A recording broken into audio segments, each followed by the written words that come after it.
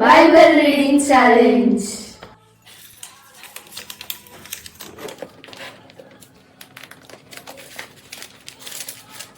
ಧರ್ಮೋಪದೇಶ ಕಾಂಡ 21:18. ಒಬ್ಬ ಮಗನು ತಂದೆ ತಾಯಿಗಳ ಆಜ್ಞೆಗೆ ಒಳಗಾಗದೆ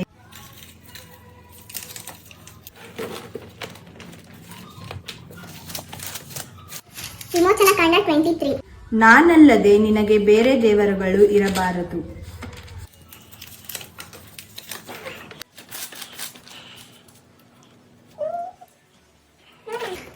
ಫಸ್ಟ್ ಸ್ಯಾಮುಯೇಲ್ 2:8.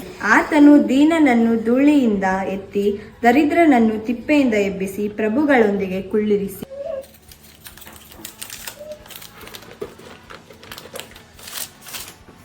Second Kings 4:2. ಎಲೀಷನು ಆಕೆಗೆ, ನಾನು ನಿನಗೇನು ಮಾಡಬೇಕನ್ನುತ್ತಿ?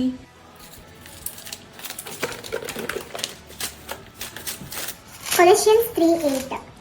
ಈಗಲಾದರೂ ಕ್ರೋಧ, ಕೋಪ, ಮತ್ಸರ, ದೂಷಣೆ, ಬಾಯಿಂದ ಹೊರಡುವ ದುರ್ಭಾಷೆ